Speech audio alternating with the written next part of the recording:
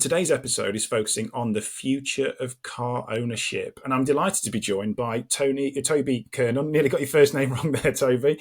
Toby Kernon, CEO of Wagonex. How are you today, Toby? Yeah, really good. Thank you. Thank you for having me. Sure, no problem at all. So, what is Wagonex? What do you guys do? So we are a subscription business. We have two sides of the business, B2B and B2C. The B2B, we build, launch and manage subscription platforms for any automotive company of any size. And the B2C side of the business is a marketplace where we offer our customers multiple variations of subscription. Fantastic. And you're the CEO. Are you the founder as well? Was this your kind of idea? And how was Wagonex kind of born essentially? Yeah, I'm founder and CEO. It was Wagonex was born out of frustration with cars. I've loved cars since I have a very early age, and my early advice from my father was to save up and buy a house. So I saved up, ignored him, and bought a car. And ever since then, I've been buying cars, and it's always a really challenging experience I found over the years. So I just thought there ought to be a more flexible, more customer friendly, digital first way of doing it, and hence the idea of Wagonex was formed. Fantastic. So how long has Wagonex been running for now? So we were founded in 2016. We've been going for 7 years now. Fantastic. And what was you said you kind of not ignored, but kind of diversified in terms of your father's suggestions, and you bought a car. So what was your first car? What was the passion that you kind of went, no, I'm gonna go for this instead?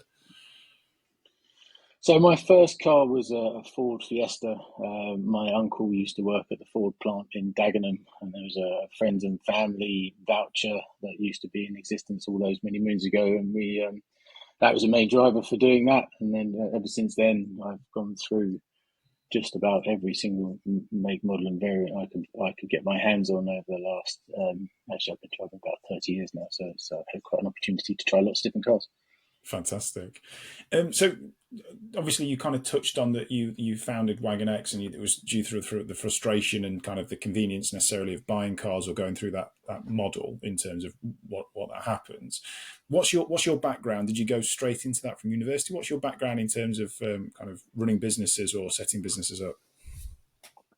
So I didn't go to university. I went straight from school out to work.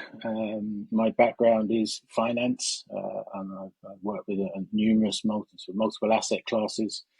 I've actually been self-employed since 1998, so I've always made a rod for my own back and run businesses, set up different things over the years. I moved into the world of technology about 10 years ago, where I've always been a lover of gadgets and a bit of a geek at heart, and just thought that through my frustrations and my love of cars, I could put a business together that could do something like this and offer a more flexible product for customers. And here we are, 7 years in. Fantastic. Excellent. So for some of our listeners who don't necessarily know about car subscription models, when anyone says subscription, I think their first kind of thought is always Netflix or gym membership. So the actual thought of car subscription might be really new to them. Can you kind of just give us a bit of an overview about what subscription models you run through and how that kind of operates? Sure. I mean, subscription in cars has evolved a lot over the last 6 or 7 years. We know that customers understand subscriptions, and as you said, they're all used to subscribing to various things, from music to razor blades to gyms to downloading to TV. And we just thought it was the obvious model that was going to move into the car industry. There are a number of different ways to come at this, where you've got current products like the rental product and the leasing product. And if you look at subscription, you can either see it as a long-term rental or a short-term lease, but it's an all-inclusive flexible product where a customer can take a vehicle for the amount of time they choose. And that's with insurance, either personal lines or fleet, and it includes all of the service and maintenance and breakdown products that any customer would ever need to be able to manage that vehicle. So it's a comprehensive way of essentially owning a vehicle with limited upfront capital, essentially. Yeah, and it's the option of the flexibility. And one of the things we've looked at quite a lot is we think customers are going to be consuming cars in the same way they do mobile phones, where it's an asset that's wrapped up in with all of the bells and whistles that you need for that vehicle, and you can upgrade it whenever you choose to upgrade it, and it would be over 12, 18, 24, 36 months. And from a fleet owner or OEM perspective, you know where that customer is, you know who they are, you learn about that customer, and you know where that car is all of the time, you know how it's being used, and you've potentially got multiple lifetimes for that vehicle and multiple price points from new to second life, either 2-3 years old, to third life, either 5-6-7 years old. And with the rise of electric vehicles and the fewer parts that they have and the lower levels of maintenance they need, subscription is becoming a product that's working very well. And how do you get your inventory then? What feeds the inventory for the marketplace that you kind of operate? Yeah, so we're neither operator or asset owner. We are the tech provider, the insurance company, and the marketplace. So any automotive business, we provide all of the tech that they need, so the automated customer journey, so they can find out exactly who that customer is, where they are, what they do, from an underwriting perspective, through to payments and contract. We offer personal lines insurance or fleet insurance in the background, and at the same time, through Wagonex.com, we offer any supplier in-market customers. So it's almost an out-of-the-box business for any fleet owner. Okay, and in terms of that kind of out of the box, do you white label that as a solution as well, or is it all just under the Wagonex brand in that respect? So both, it depends. So we have numerous suppliers who supply Wagonex directly, and those that then learn and understand subscription. We see that as a test or a pilot into the subscription market, and fully expect them to want their own fully branded products, because most of these companies have spent a long time building and growing their own brands. So it stands to reason that they would want their own branded solution. Awesome. So you touched on a few of the points around kind of subscription, but can you kind of like summarize in terms of why someone might subscribe, say, instead of buy? We've had some of the season podcast this season is around kind of how the millennials and Gen Z look at kind of purchasing assets instead and subscribing to assets now. But if you could just kind of, why would people look at subscribing instead of buying? That would be really interesting. So I think our relationship with owning things is changing dramatically. I think the younger generations, as you've just mentioned, are finding it harder to get on the property ladder and finding it normal to be renting and not buying. We are subscribing to and renting everything from houses through to clothes. And why would that not be the same for cars? Everything we do is done on a mobile phone. I can't drive my car without using a mobile phone. I can't make payments without using a mobile phone. I can't use the bus or the train. Everything is done through my phone. So having that digital first solution that is flexible for the younger generations is going to be seen as the norm and a given. So I'd be fully expected to grow rapidly. Okay.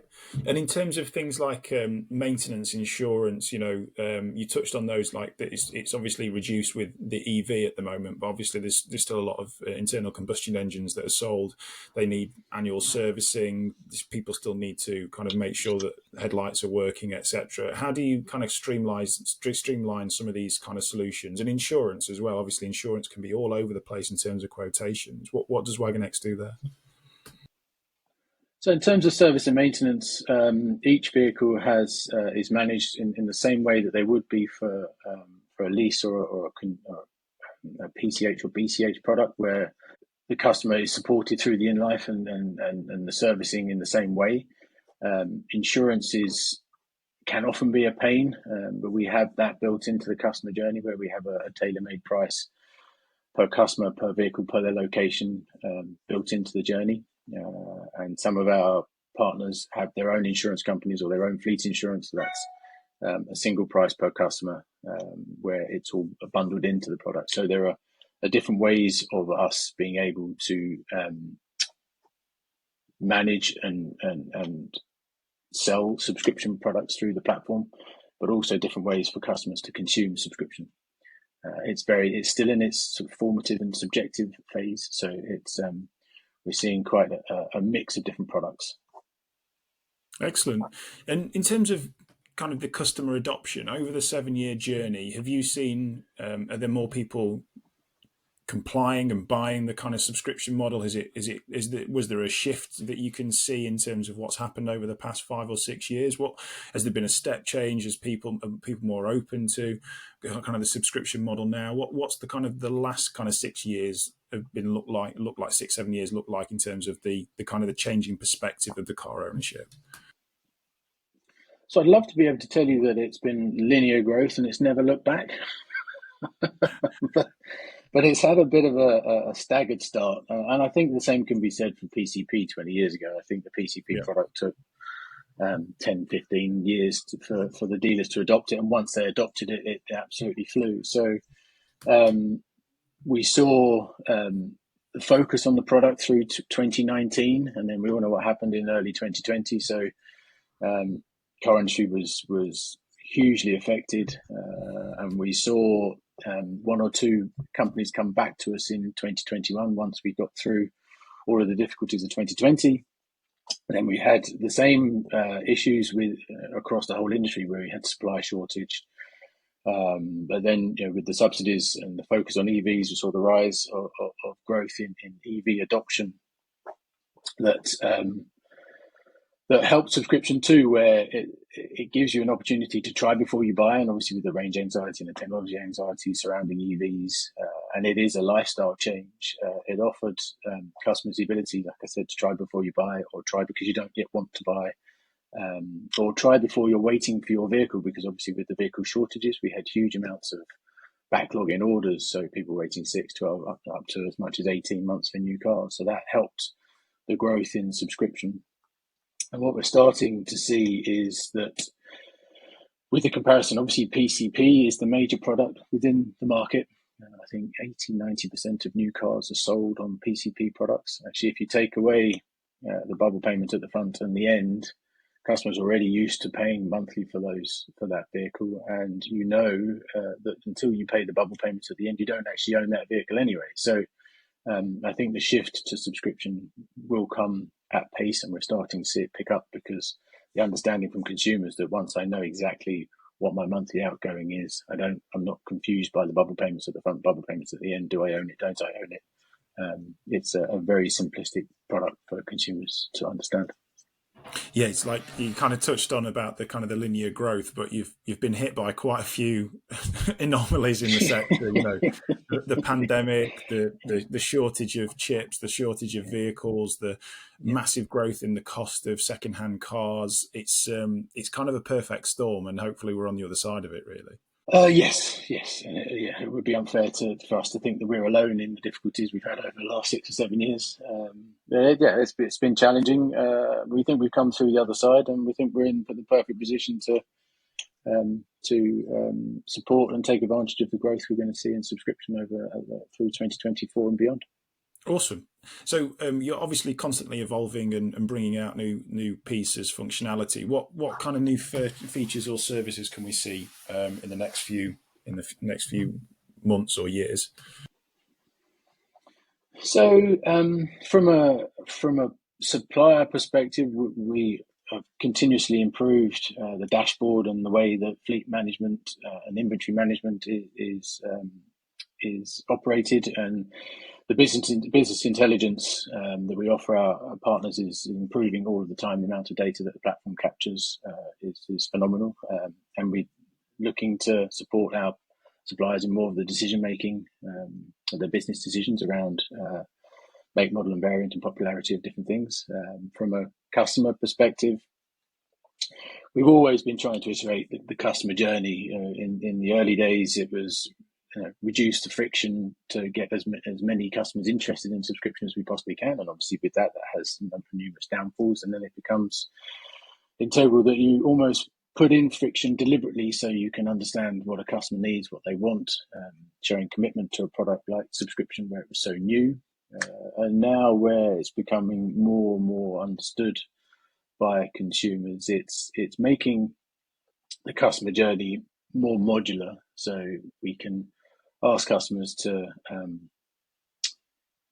begin the journey, and they don't actually have to complete the journey at the same time. So it's almost an Amazon style marketplace where you don't actually have to commit. You can browse, and we can recommend different things to you. So, we're always trying to improve things like that for customers, and embrace that marketplace dynamic.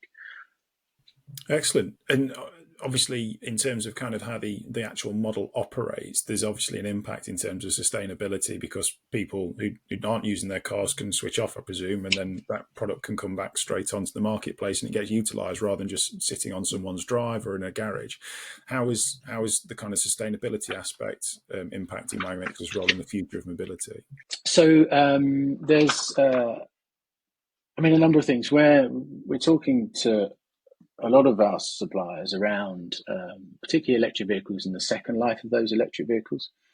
And it's the multi-cycle asset management, where you're not just concentrating on, I can get a car on the road with a customer for 3 years, and then I take it off my balance sheet and off it goes to the auctions, or we sell it through the second-hand car market. Actually, with subscription, you can see that you've got almost 3 different cycles from new to scrap. If you can split them into 1 to 3 years, and the next 3-year cycle after that, and the next 3-year cycle to scrap. So it's being able to manage that asset through new to scrap, including, we know our holding costs, we know what it's going to cost us for service and maintenance. And if you're an OEM and you've got cars on subscription with your customers, you can almost channel that revenue back into almost guarantee that revenue is going to stay within your dealer network. Because if you sell a car today, you may never see that customer again, and they may be the service and maintenance will be going elsewhere outside of your dealer networks. There's a lot of different motivations for different suppliers, dependent